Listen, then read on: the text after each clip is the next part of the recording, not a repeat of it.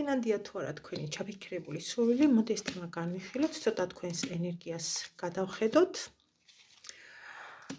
უნდა აღვნიშნო ერთი ფაქტორი, რომ პერიოდი, რომელსაც ახლა გავდივართ, განსაკუთრებით ემოციურ ფონს გავუსვავ ხაზს,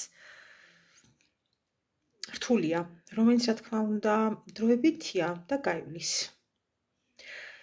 სექტემბერი დიდად არაფრით გამორჩეული თვე არ გვაქვს ამ წელიწადში, თუმცა ის ვიტყოდი, რომ ჭკუის სასწავლებელი ნამდვილად არის. შესაძლოა გრძნობდეთ შფოთებს, მწვავე რეაქციებს, ეჭვიანობა გქონდეთ გაზრდილი, თითქოს გარშემო ყველაფერი გაჩერდა. ბევრი შემთხვევაში ეს ბუმერანგიც იქნება, კარგი გაგიკეთებიათ,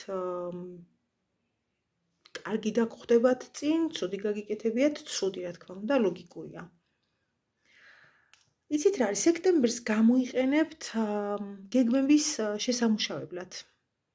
თქვენი სურვილი რეალიზდება თუ არა რეალობაში, ერთს ვიტყვი, თუ სულსწრაფი ხართ და მალე გინდათ აქვე და ახლავე ყველაფერი, მაშინ იმედი უნდა გაგიცრუოთ, რადგან თქვენს სურვილს დრო სჭირდება, რომელიც უნდა გავიდეს, დაალაგდეს, აეწყოს და შედეგები დადოს. აი ის ხალხი, ნახეთ, ვისაც მოთფინების უნარი გაქვთ, ეჭვიც არ შეგეპაროთ თქვენი რეალური სურვილების ასრულებაში, რადგან ნახეთ ხაზი გავუსვი სიტყვას რეალური. და ჩვენ ზუსტად ისეთ სურვილზე გვაქვს საუბარი, რაც ილუზია კი არა, რეალობა არის, რომელიც უბრალოდ დროის ფაქტორზე არის აგებული. რასაც არ უნდა ეხებოდეს ის მატერიალურს, პირადს, ჯანმრთელობის მხრივ თუ სხვა მიმართულებით, ნებისმიერ შემთხვევაში მოიზიდავთ ახთენას. ისევ მეორდები რეალურ სურვილზე მაქვს საუბარი.